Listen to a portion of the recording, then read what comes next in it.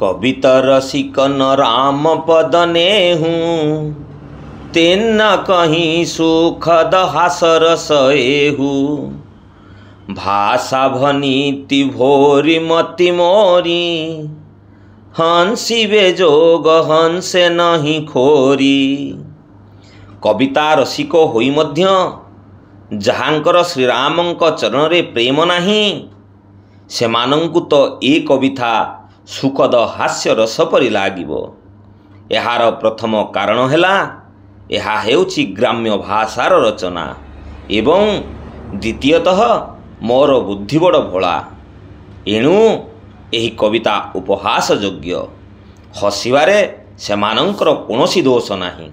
पुणी गोस्वामी कहउचंती, प्रभु पद प्रीति न सामुझिनी की, तेना ही कथा सुनी लागी फीकी।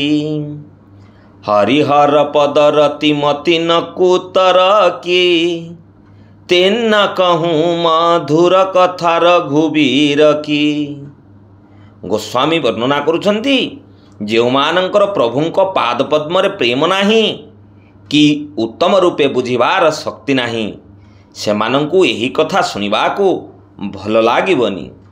जेउमानंकर हरि ओ हरंक चरण रे प्रीति रहिछि एवं जेउमानंकर बुद्धि कुतर्की नुहे, जेउमाने हरिहरंक मध्यरे प्रभेद बा उच्च नीच कल्पना करंती नाही, सेमानंकु रघुनाथंकर एही कथा मधुर लागिबो। राम भक्ति भूषित जी जानी, सुनि हाई सुजन सराही सुबानी। कबिनो होहु नहीं बचन प्रवीणु, सकल कला सब विद्याहीनु। गोस्वामी पुणी कहउचंती, ए कथा राम भक्ति रे विभूषित होइछि बोली अंतरर सहित अनुभव करी सज्जन माने एहार सुंदर प्रशंसा करी ए कथा सुनिबे। मु कवि नुहे कि काव्य रचनारे निपुण नुहे, मु कलारे ओ सकल विद्यारे हीन। आखर अर्थ अलंकृति नाना, छंद प्रबंध अनेक विधान। भाव भेद रस भेद अपारा, कवित दोष गुण विविध प्रकारा। कवितारे नाना प्रकारर अक्षर अर्थ ओ अलंकार, अनेक प्रकार छंद प्रबंध, बहु भावभेद ओ रसभेद एवं विभिन्न गुणदोष रही थाए। कविता विवेक एक नहीं मोरे, सत्य कहूँ लिखी कागद कोरे। एथिमध्यरु काव्य संबंधी कौनसी गोटे विषय भी मोर ज्ञान नहीं। ए कथा जे सत, मु ताहा सदा कागज रे लिखि देई शपथ करी कहूची। भनिति मोरी सब गुण, रहित विश्वविदित गुण एक। सो विचारी सुनि हई सुमति, जिन्न के विमल विवेक। मोर रचना सकल गुण रहित, तथापि एथिरे गोटिए जगत प्रसिद्ध गुण रही। मोर विश्वास जेउमाने बुद्धिमान एवं जहाँकर ज्ञान निर्मल, सेमाने सेही गुणटी विचार करी एहा श्रवण करिवे। एही महु रघुपति नाम उदारा, अति पावन पुराण श्रुति सारा।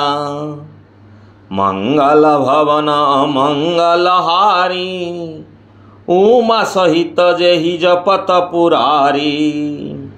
श्री राम जय जय राम, जय संकट मोचन जय हनुमान। एथिरे श्री रघुनाथंकर उदार नाम रहिछि।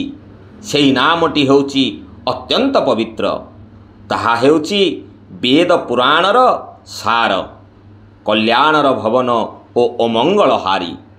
पार्वतींक सहित भगवान शिव ताहा सर्वदा जप करती। ଭନିତି ବିଚିତ୍ର ସୁକ ବିକୃତ ଯୋଉ ରାମ ନାମ ବିନୁ ସୋହନ ସୋଉ ବିଧୁବଦନି ସବ ଭାନ୍ତି ସମ୍ଭାରି ସୋହନ ବସନ ବିନା ବର ନାରୀ। ଚନ୍ଦ୍ରବଦନୀ ସୁନ୍ଦରୀ ସ୍ତ୍ରୀ ଯେପରି ସକଳ ପ୍ରକାରରେ ସୁସଜ୍ଜିତା ହୋଇ ମଧ୍ୟ ବସ୍ତ୍ର ବିନା ଶୋଭା ପାଏ ନାହିଁ, ଉତ୍ତମ କବିଙ୍କ ଦ୍ୱାରା ରଚିତ ଅତ୍ୟନ୍ତ ସୁନ୍ଦର କବିତା ମଧ୍ୟ ସେହିପରି ରାମ ବା ନାମ ବିନା ଶୋଭା ପାଏ ନାହିଁ। ଗୋସ୍ୱାମୀ ଅତି ସୁନ୍ଦର କଥାରେ ବୁଝେଇଲେ, ହେ ଜ୍ଞାନୀ ଗୁଣୀ ବିବେକ ମଣ୍ଡଳୀ, ବିନା ରାମଙ୍କର ନାମ ଜପ ବିନା କୌଣସି କାର୍ଯ୍ୟ ସିଦ୍ଧ ନାହିଁ। ସବଗୁଣ ରହିତ କୁକ ବିକୃତ ବାଣୀ ରାମ ନାମ ଯଶ ଅଙ୍କିତ ଜାନି। ସାଦର କହିଁ ସୁନହି ବୁଧ ତାହି ମଧୁକର ସରିଷ ଶାନ୍ତ ଗୁଣ ଗ୍ରାହୀ। ଅନ୍ୟପକ୍ଷରେ ମନ୍ଦ କବିତା ଦ୍ୱାରା ରଚିତ ଓ ସମସ୍ତ ଗୁଣରୁ ବିବର୍ଜିତ କବିତା ଯଦି ରାମଙ୍କ ନାମ ଓ ଯଶରେ ପୂର୍ଣ୍ଣ ହୋଇଥାଏ, ତେବେ ତାହା ଜାଣି ବୁଦ୍ଧିମାନ ଲୋକେ ସେହି କବିତାକୁ ମଧ୍ୟ ଆଦରପୂର୍ବକ ପ୍ରଶଂସା କରନ୍ତି ଓ ଶୁଣନ୍ତି। କାରଣ ସାଧୁଜନମାନେ ଭ୍ରମର ପରି ସେମାନେ କେବଳ ଗୁଣକୁ ହିଁ ଗ୍ରହଣ କରନ୍ତି। ଯଦ୍ୟପି କବିତରସ ଏକଉ ନାହିଁ ରାମ ପ୍ରତାପ ପ୍ରଗଟ ଏହି ମାହି। सोई भरोसो मोरे मन आवा केही न सुसंग बड़पनु पावा। मोर ही कवितारे यद्यपि गोटे भी कवित्व रोष नहीं, तथापि एथिरे श्रीरामंकर प्रताप प्रकाशित होइछि। मो मनरे ही गोटे मात्र भरोसा, उत्तम संग करी संसार रे किए भला गौरव लाभ न करिछि। सत्संग रुही उत्तम विचार विमर्श आसीपारे। गोस्वामी सेई कथा को ही कहिचंती। धूमौत जई सहज करुआई अगरु प्रसंग सुगंध वसाई। भनिति भदेश वस्तु भलिवरनी राम कथा जग मंगल करनी। धूआं भी अगुरर संग लाभ करी सुगंधित होई निजर स्वाभाविक कुटता छाड़ी दिए। मो कविता असुंदर निश्चय, किंतु एथिरे संसारर कल्याणकारी राम कथा रूपी उत्तम विषय वर्णना करा जाइछि। तेणु समस्ते एहाकु उत्तम बोली विचार करिवे।